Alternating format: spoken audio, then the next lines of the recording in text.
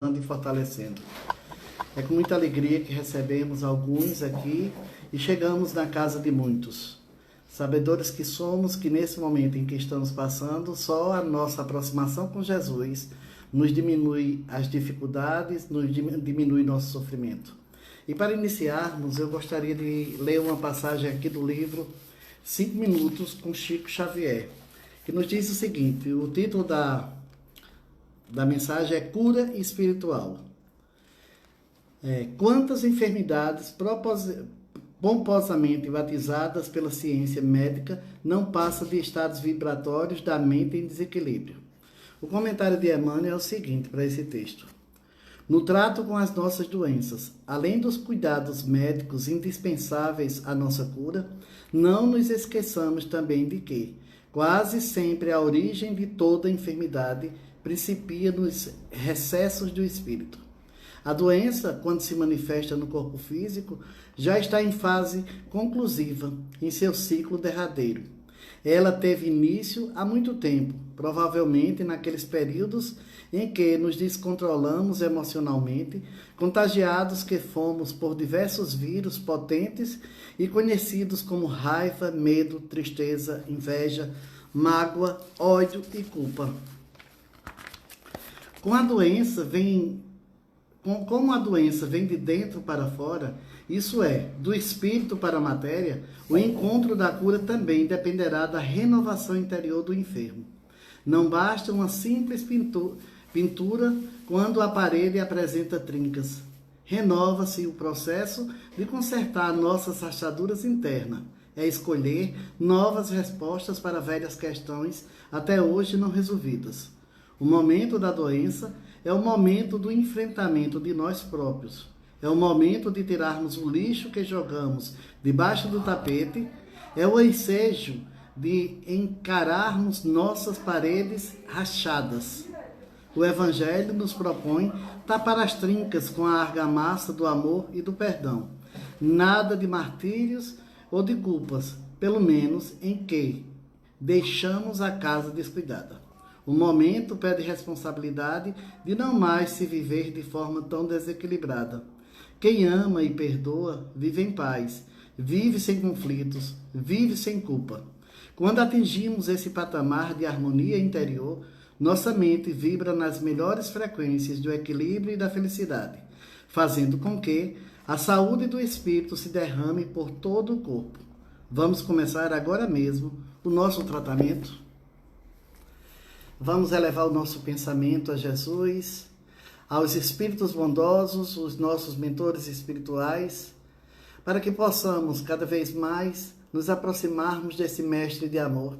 E vamos assim dizer: Jesus, mestre amigo, eis-nos aqui, diante de ti e diante de tantos espíritos que estão nesse momento incumbidos em melhorar a atmosfera desse planeta e nos ajudar nos reequilibrando.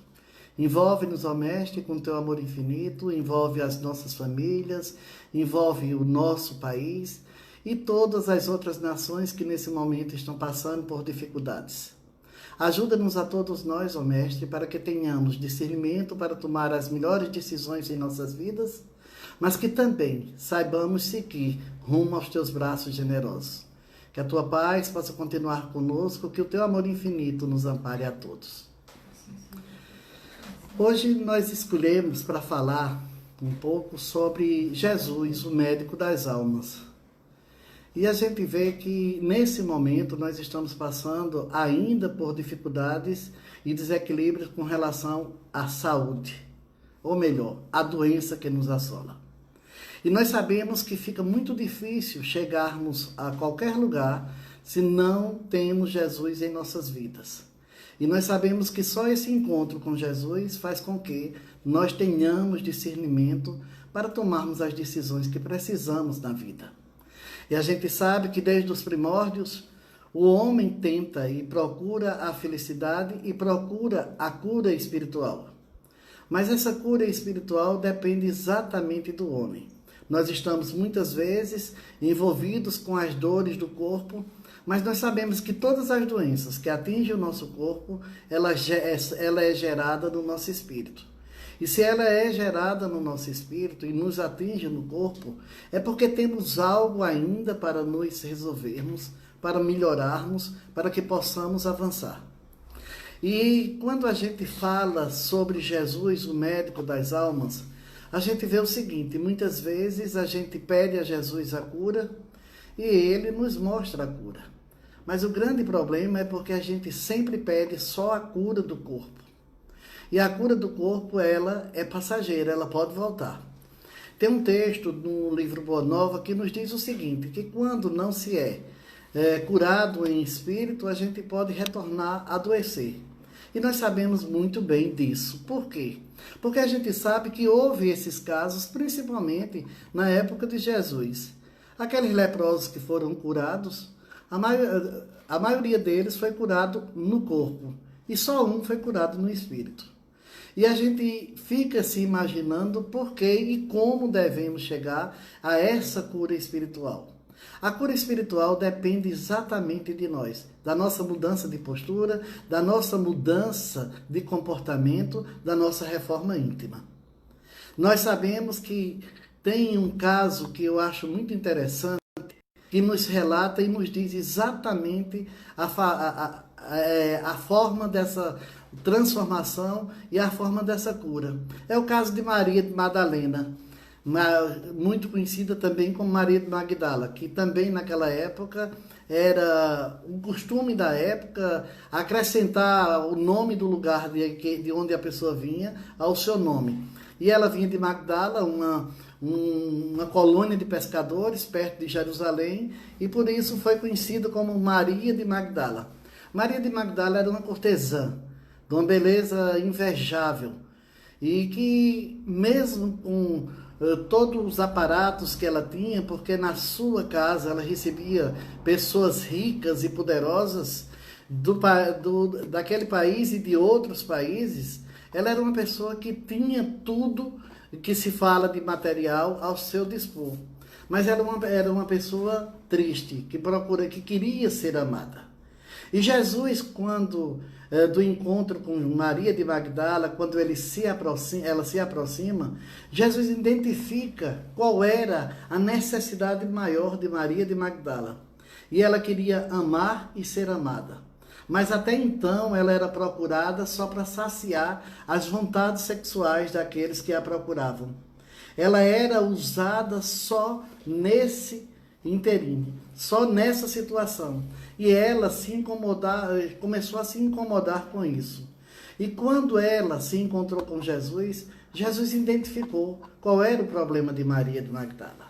Ela tinha tudo aos seus pés, ela tinha a riqueza, ela tinha a beleza, mas ela procurava o amor e ela não tinha o amor como ela gostaria.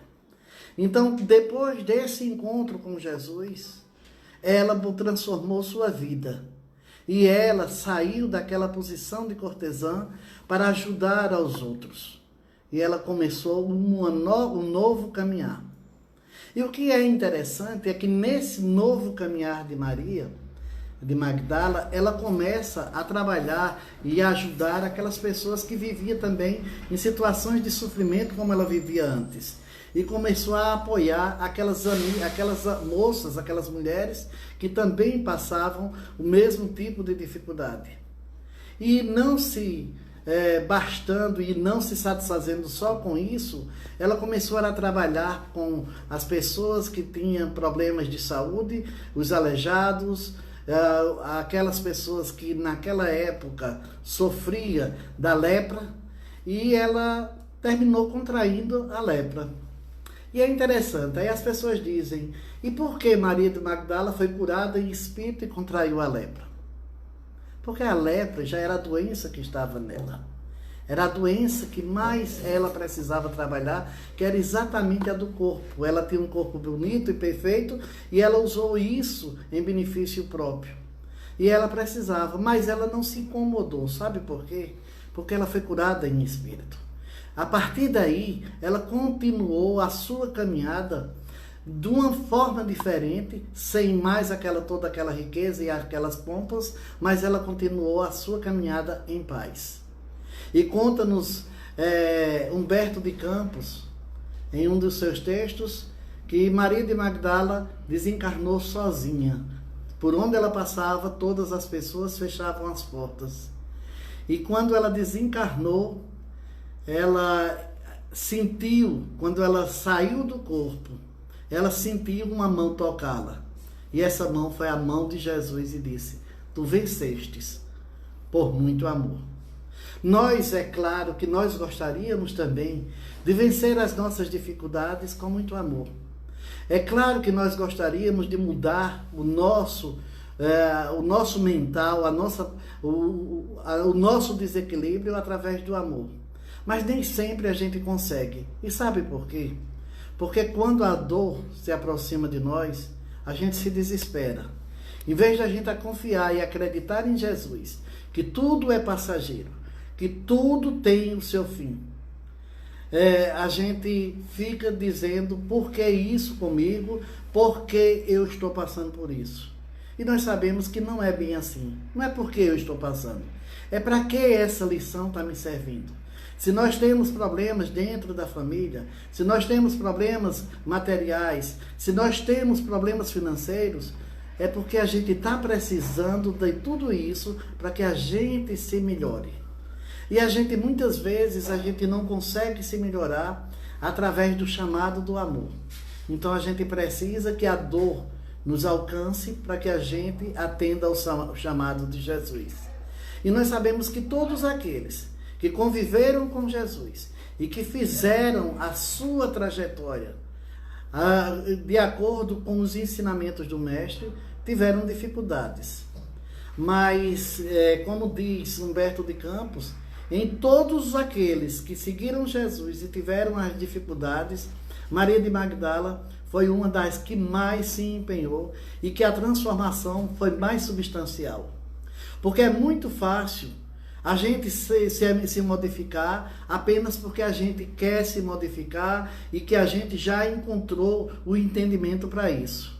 Difícil é você querer se modificar porque você acha que toda aquela vida abastada que você tem não lhe completa. E é muito difícil você sair dessa zona de conforto e passar para o mundo desconhecido, como era o que Maria de Magdala a partir dali conhecia. Nós vemos que também tem outro caso que é muito substancial, o exemplo, mas a gente vê que nem chega ao rastro de Maria de Magdala, que é o caso de Paulo. Paulo era um perseguidor do cristianismo. E ele de perseguidor se voltou a seguidor. E ele era perseguidor porque ele era fanático em sua religião. Maria de Magdala não era fanática no que ela fazia porque queria encontrar o amor que nunca conseguiu, naqueles termos. O único amor que ela conseguiu foi através de Jesus e depois de Jesus.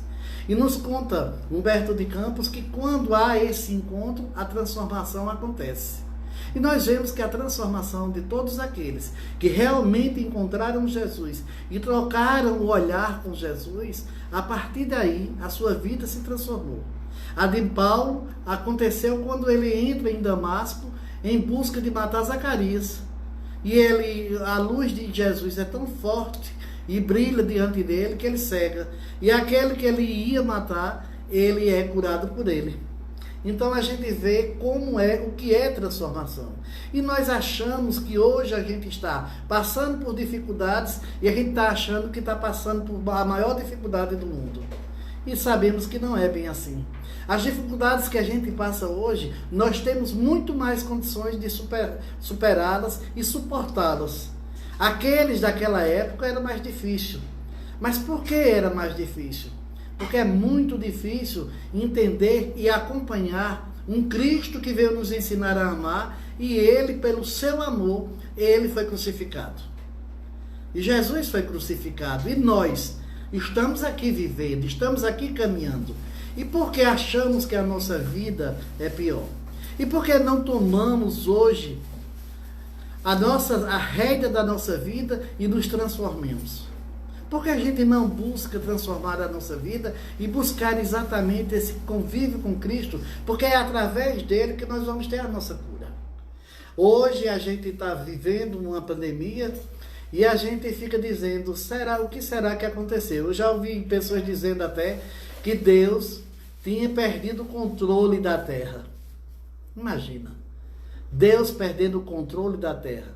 Será que é o primeiro planeta a passar por esse processo de transformação?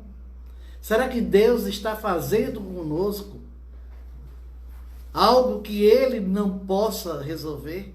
Será que Ele está fazendo experiências conosco? Deus precisa disso? Não. Nós é que precisamos passar por tudo isso para sairmos melhor de tudo isso.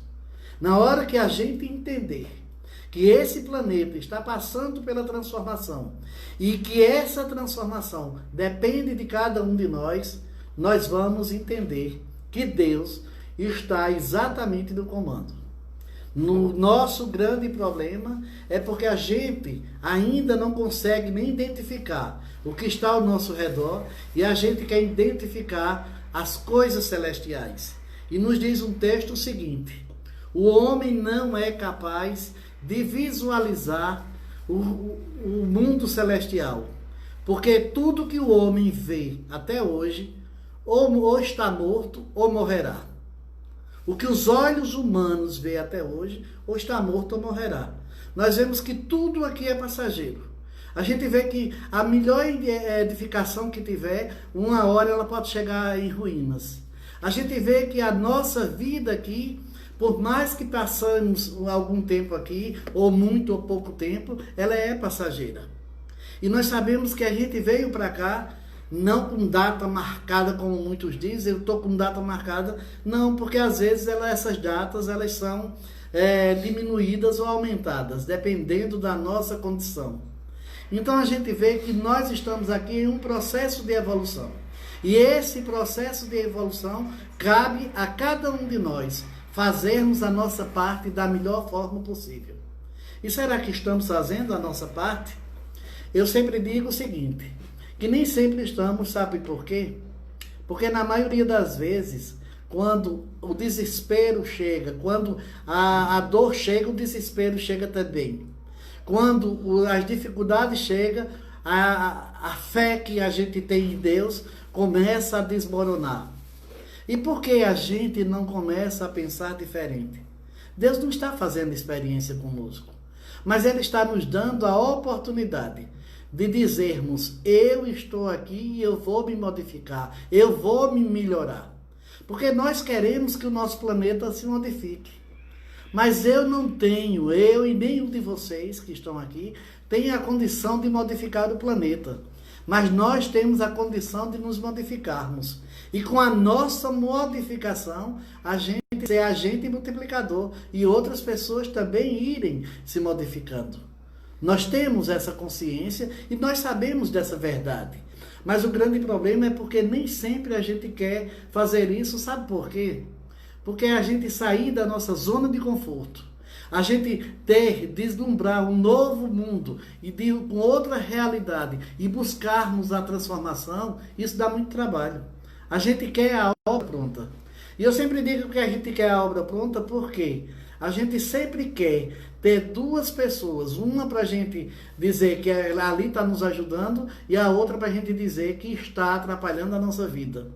E nós tivemos isso muito distinguido por muito tempo.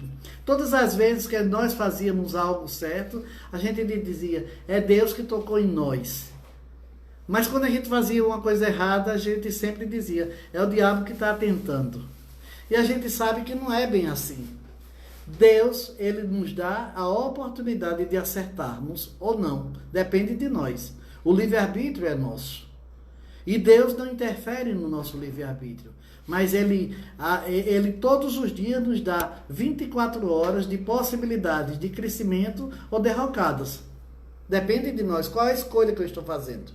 Qual é a escolha que eu estou fazendo para a minha vida hoje? O que é que eu estou fazendo de melhor? Em que ponto eu estou avançando? Muitas vezes não fazemos essas perguntas, porque na maioria das vezes a gente já sabe a resposta. A gente sabe que está fazendo muito pouco ou quase nada. Muito pouco ou quase nada, infelizmente. Mas se já estamos fazendo alguma coisa, também não vamos nos prender a esse questionamento e ficarmos apenas remoendo essa história. Vamos modificá-la. Porque quando a gente fica remoendo isso aí, a gente termina não avançando.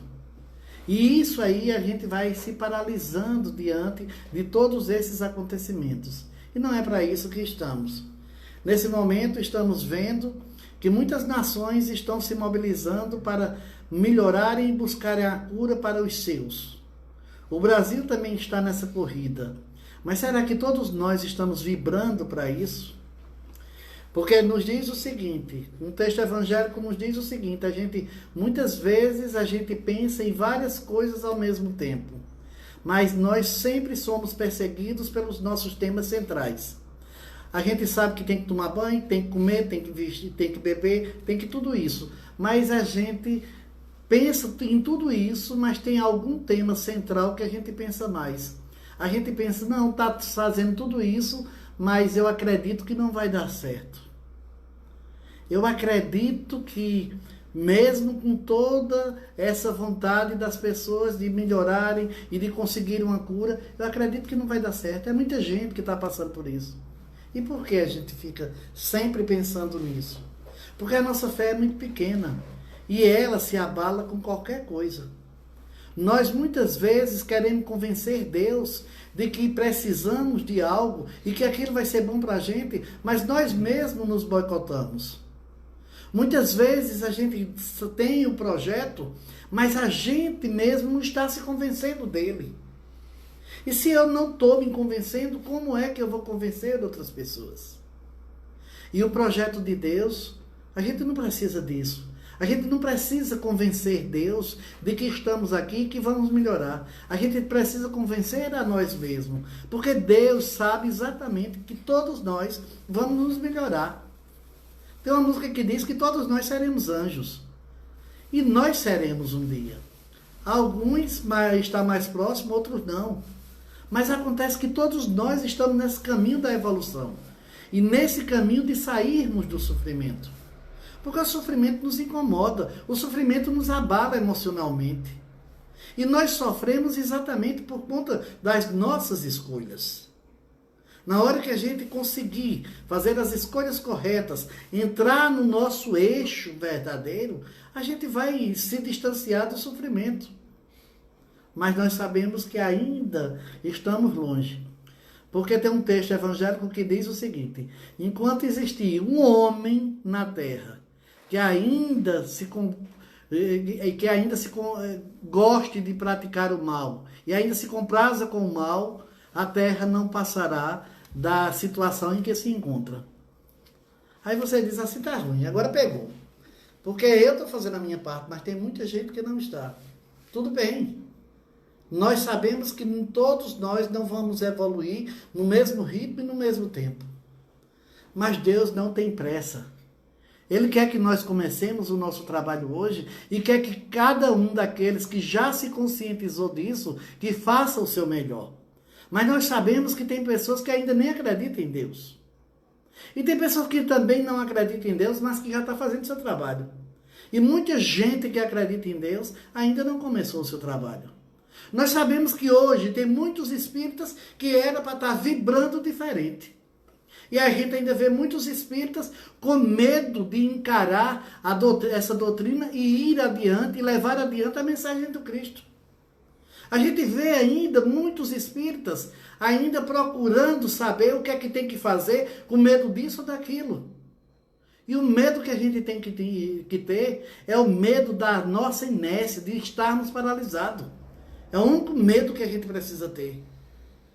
Se a gente não deixar esse medo de estar procurando desculpas para não fazer nada, a gente não vai avançar em momento nenhum. Então a gente tem que procurar o quê? Nesse momento. O que é que eu estou precisando fazer?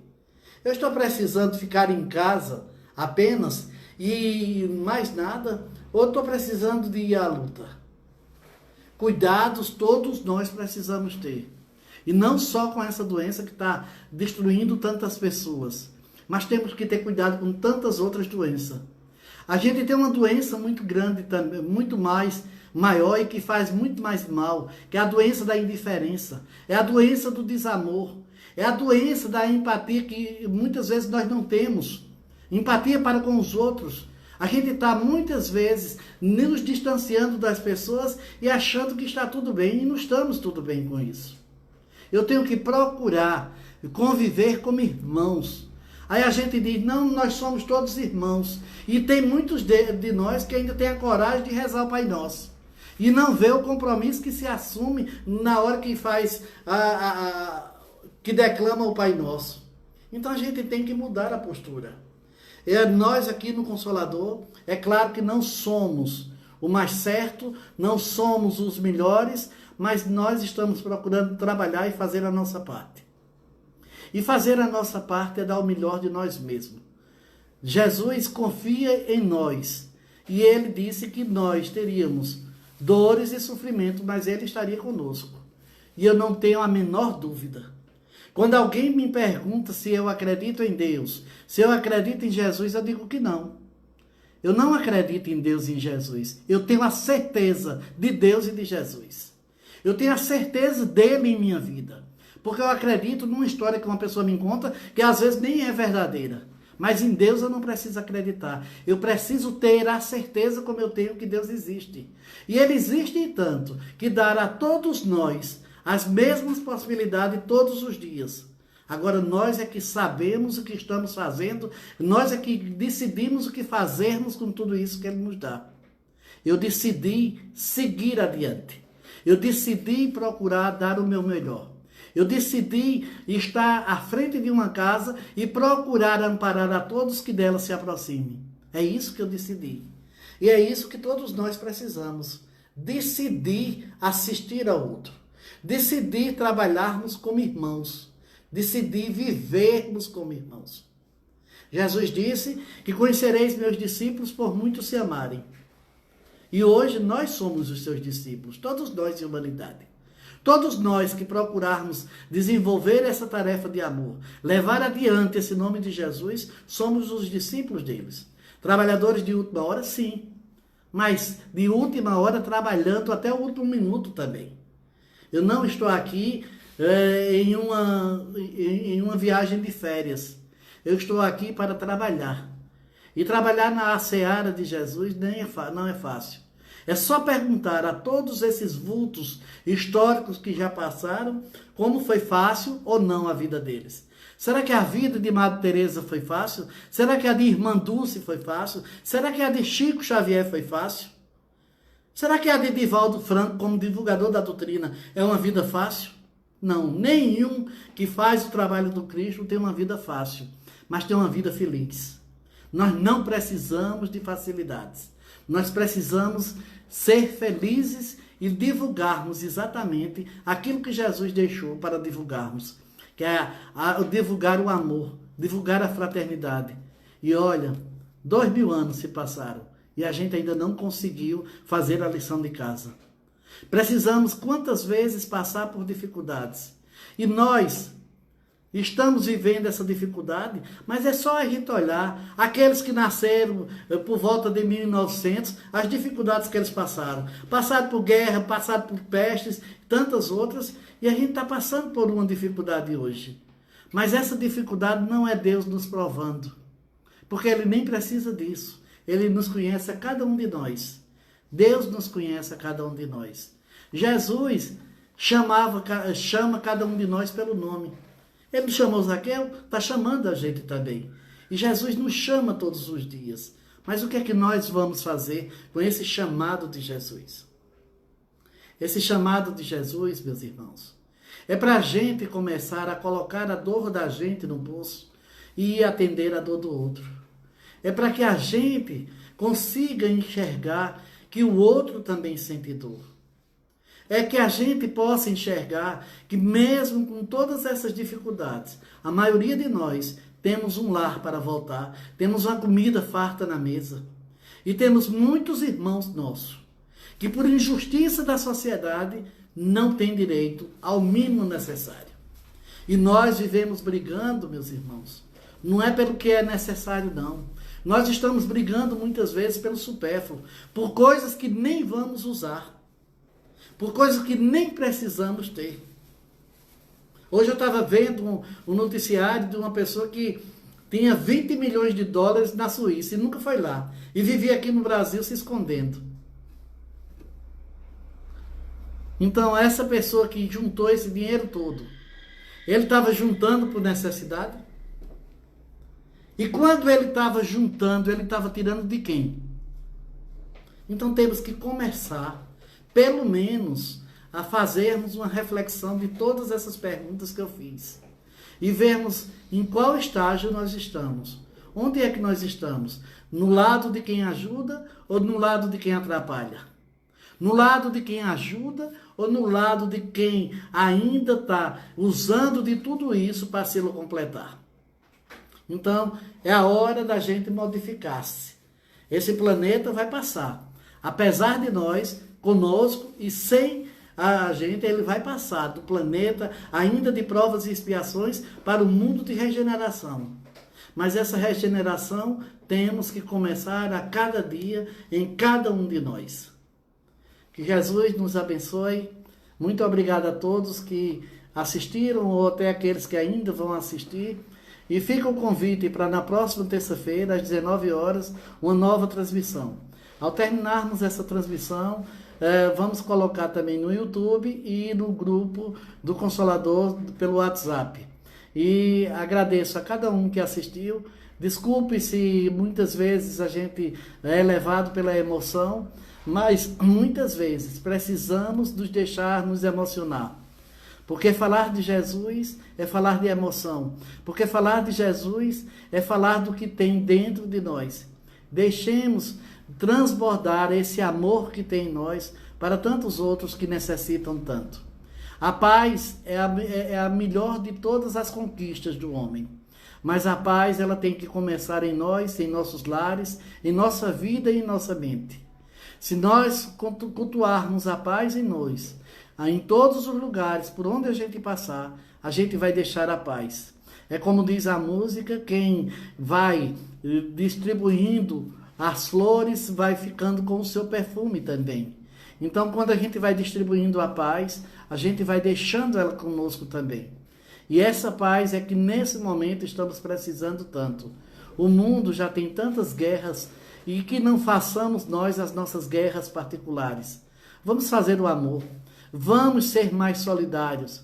Vamos entender que a dor do outro também é de nossa responsabilidade. Vamos entender que aquele que está passando por dificuldade é nosso irmão em humanidade. É nosso irmão que está, muitas vezes, distante de tudo aquilo que a gente teve acesso. Mas é nosso irmão e precisa de todo o nosso apoio. E Deus não está esquecido dele, mas Ele está dando, através dele, a oportunidade de nós nos melhorarmos. Que Jesus nos abençoe a todos. Fiquem na paz, fiquem na luz e que Jesus esteja com todos vocês, hoje e sempre.